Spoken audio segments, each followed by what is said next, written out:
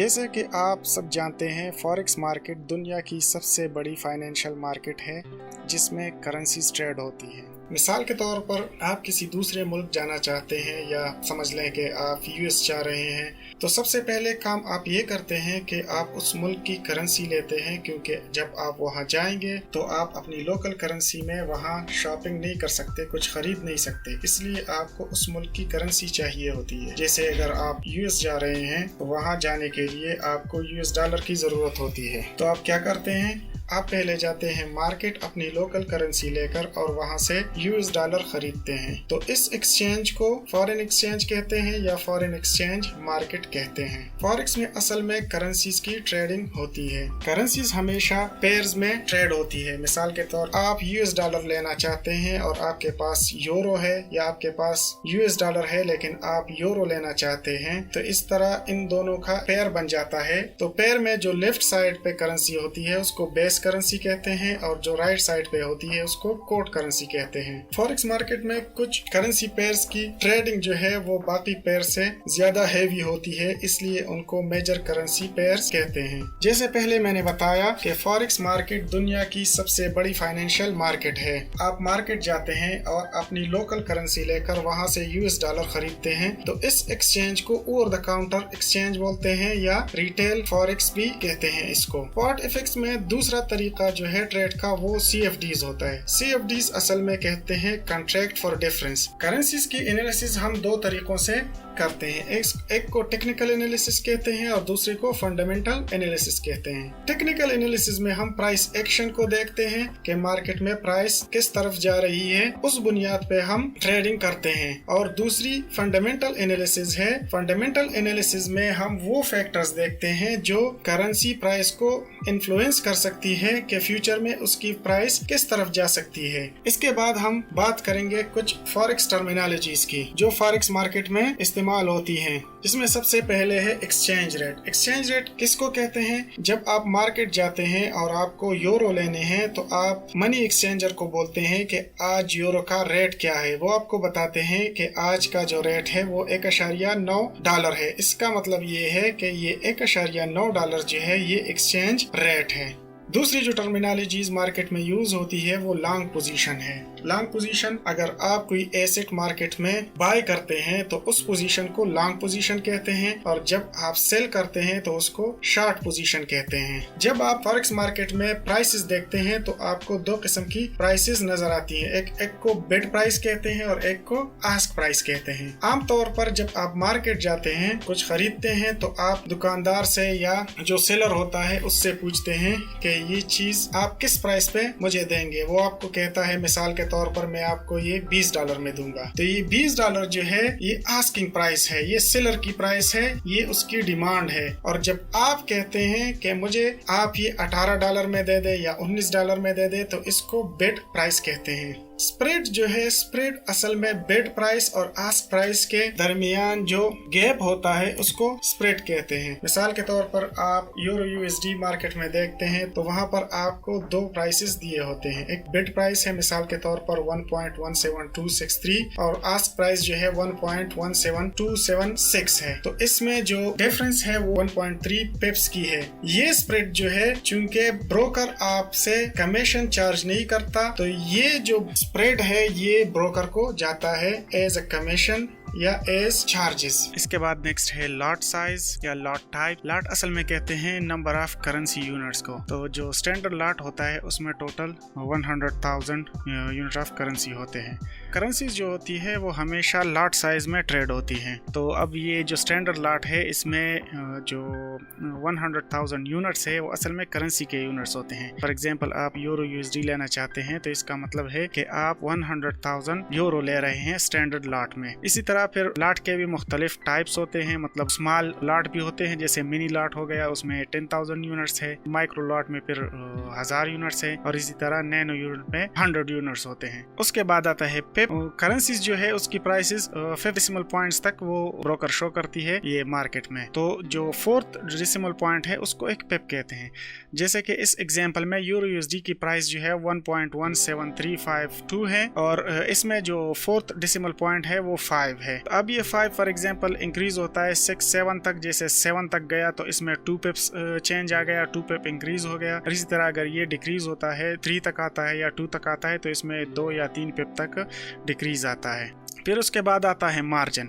Margin असल में जब आप ट्रेड करते हैं, मसलन आप एक ट्रेड लगाते हैं तो आपके पास फॉर एग्जांपल $1000 है अकाउंट में, तो अगर आप एक स्टैंडर्ड लॉट लेते हैं तो ब्रोकर जो है आपके $1000 में से मिसाल के तौर पर $300 जो है वो साइड पे रखते हैं, उसको मार्जिन हेल्ड कहते हैं। मतलब वो आपका मार्जिन हो गया, वो जो रकम है वो ब्रोकर के साथ मतलब एज अ मार्जिन रहता है। आपके पास जो फ्री मार्जिन रहता है वो $700 रहते हैं, उस फ्री मार्जिन पे आप मतलब आगे से और भी ट्रेड कर सकते हैं, तो इसको कहते हैं मार्जिन। उसके बाद आता है लेवरेज। लेवरेज होता है मिसाल के तौर पर आप जब कुछ अमाउंट डिपॉजिट करते हैं तो इस अमाउंट के रेशो में ब्रोकर जो है वो आपको क्रेडिट देता है। मिसाल के तौर पर अगर आपने $1000 डिपॉजिट कर दिए तो अगर ब्रोकर जो है आपको 1 to 100 लेवरेज देता है तो इसका मतलब है कि आपके पास अकाउंट में आपके पास जो कैपेबिलिटी है वो 100,000 तक आप ट्रेड कर सकते हैं। इसी तरह ब्रोकर जो है वो मतलब वो लेवरेज भी मुख्तलिफ रेशो से देते हैं। कुछ ब्रोकर जो है 1 to 100 देते हैं, कुछ 1 to 200 देते हैं, कुछ 300 तक देते हैं, कुछ कम भी देते हैं। ये ब्रोकर पे डिपेंड करता है। तो मिसाल के तौर पर जैसे मैंने यहाँ पर आपको पहले भी एग्जांपल बताया, अगर आपके ब्रोकर आपको 1 to 100 लेवरेज देता है तो इसका मतलब ये है कि अगर आपके अकाउंट में $1000 है तो आप $1,00,000 तक उस पर ट्रेड कर सकते हैं। जब आप कुछ लेते हैं मतलब बाय करते हैं मार्केट में या सेल करते हैं तो आप ब्रोकर को ऑर्डर करते हैं कि मैंने इतनी चीज़ें लेनी है और इतनी चीज़ें बेचनी है। तो जो प्राइस होती है वो फिर ऑर्डर टाइप से डिटरमिनेट होती है। मतलब यहाँ पर ऑर्डर टाइप्स है वो 5 टाइप्स के मैंने यहाँ आपको अभी एक्सप्लेन करने हैं, जिसमें पहला है मार्केट ऑर्डर। मार्केट ऑर्डर ये होता है कि आप अपने ब्रोकर को इंस्ट्रक्ट करते हैं कि जो भी नेक्स्ट अवेलेबल प्राइस हो उस पे मुझे ये चीज़ लेके दे दें।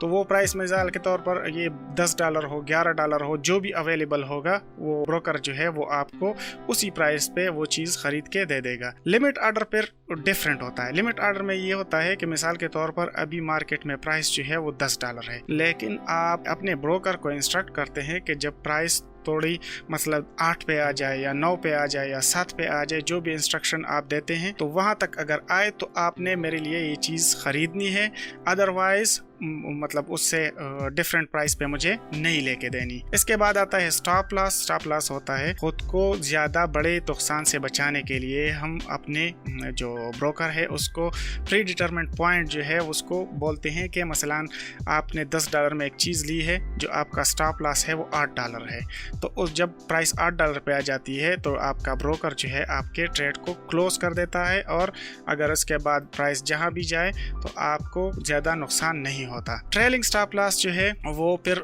वो भी स्टॉप लॉस होता है, लेकिन वो ट्रेलिंग होता है। वो ट्रेलिंग क्या होता है, मिसाल के तौर पर आप कहते हैं कि जो प्राइस है वो उससे $2 के डिफरेंस पे मुझे वो चीज़ बेचनी है। अगर वो $2 गिरता है तो फॉर एग्जांपल अभी प्राइस $10 है तो जो स्टॉप लॉस है वो $8 होगा। लेकिन अगर ये प्राइस बढ़ती है, मिसाल के तौर पर 11 हो गई, 12 हो गई, 12 हो जाती है तो आपका स्टॉप लॉस जो है वो 10 हो जाएगा। अगर प्राइस 13 पे पहुंच जाती है तो आपका स्टॉप लॉस 11 पे आ जाएगा।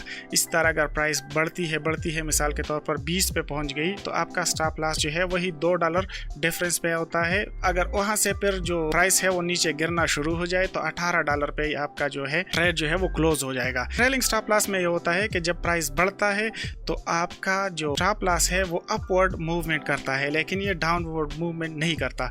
मिसाल के तौर पर अगर आपने एक चीज़ $10 में ली है और आपने ट्रेलिंग स्टॉप जो है वो $8 में लगाई है, अब प्राइस जो है वो $9 पे आ गई, तो इसका मतलब है कि ट्रेलिंग स्टॉप लॉस जो है वो 7 पे नहीं जाएगी बल्कि वो $8 रहेगी। इसके बाद टेक प्रॉफिट है। आप जो है अपने ब्रोकर को इंस्ट्रक्ट करते हैं कि मिसाल के तौर पर आपने एक चीज़ $10 में ली है तो इतने डॉलर प्रॉफिट जब हो जाएगा, मतलब प्राइस $15 पे पहुंच जाएगी तो आपने मेरे ट्रेड को क्लोज करना है, तो आपका वो टेक प्रॉफिट हो जाएगा। इसके बाद हम बात करते हैं कि हम फॉरेक्स ट्रेडिंग क्यों करते हैं, इसके एडवांटेजेस क्या हैं। तो इसके एडवांटेजेस तो बहुत सारे हैं। यहाँ पर कुछ जो है हम बात करेंगे कुछ चीज़ों के, जिसमें पहले नंबर पर हम बात करेंगे नो कमीशंस की।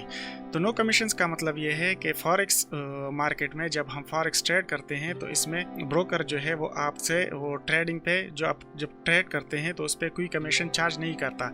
इसके मुकाबले में अगर आप स्टॉक मार्केट में शेयर्स लेते हैं तो अगर आप शेयर्स लेते हैं तब भी ब्रोकर आपको चार्ज करता है कमीशन, और जब आप बेचते हैं क्लोज करते हैं तब भी वो आपको कमीशन जो है वो चार्ज करता है। लेकिन फॉरेक्स मार्केट में ये कमीशन नहीं होती। इसके मुकाबले में हमारे पास जो स्प्रेड होता है वही होता है, उसके अलावा जो है ये कमीशन वगैरह नहीं होता। इसके अलावा ये हमें हर ब्रोकर जो है वो फ्री डेमो अकाउंट जो है वो ऑफर करते हैं।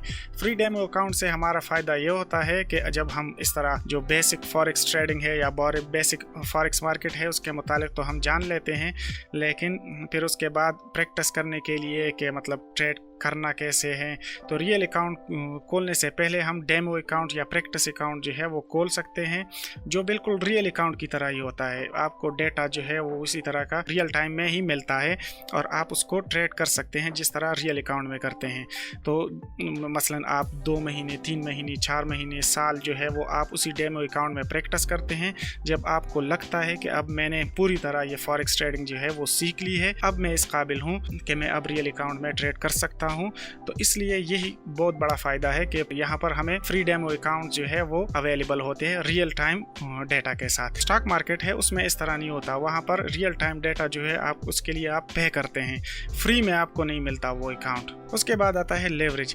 फॉरेक्स मार्केट में ये भी एक बहुत बड़ा फ़ायदा है कि आप थोड़े से अमाउंट में जो है वो ट्रेडिंग स्टार्ट कर सकते हैं। मिसाल के तौर पर $100, $200, $300, $400, $500, $1000 जो भी है इनिशियली आप स्टार्ट कर सकते हैं, तो आपको लेवरेज बहुत ज़्यादा मिल जाता है। तो उस लेवरेज का आपको फ़ायदा ये होता है कि अगर आप इनिशियली कुछ थोड़ा सा अमाउंट भी जो है वो डिपॉजिट करते हैं तो आपके पास ये कैपेबिलिटी होती है कि आप ट्रेड जो है मतलब वो रियल अकाउंट में कर सकते हैं। उसके बाद बात करते हैं लो एंट्री डिपॉजिट की। अगर आप इनिशियली थोड़े से अमाउंट में भी मतलब वो अकाउंट जो है वो खोल सकते हैं, $50 से भी आप स्टार्ट कर सकते हैं। स्टॉक मार्केट में फिर ऐसा नहीं होता। स्टॉक मार्केट में हर ब्रोकर का फिर अपना होता है, लेकिन वो उसमें मुझे नहीं लगता कि $500 या $1000 से कम में आप स्टार्ट कर सकते हैं। लेकिन फॉरेक्स मार्केट है उसमें आप इनिशियली $50 से भी स्टार्ट कर सकते हैं, $100 से भी स्टार्ट कर सकते हैं। दूसरी बात यह है कि जैसे हमने बात की थी पहले कि फॉरेक्स मार्केट जो है ये दुनिया की सबसे बड़ी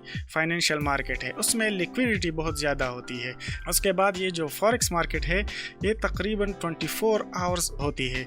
स्टॉक मार्केट में ये है कि फॉर एग्जांपल अगर यूएस मार्केट है तो यूएस टाइम के मुताबिक वो सुबह 8:30 बजे खुलता है, तकरीबन 4-5 बजे तक शाम जो है वो खुला रहता है, बाकी बंद रहता है। लेकिन फॉरेक्स मार्केट में ये होता है कि ये 24 आवर्स चलता रहता है।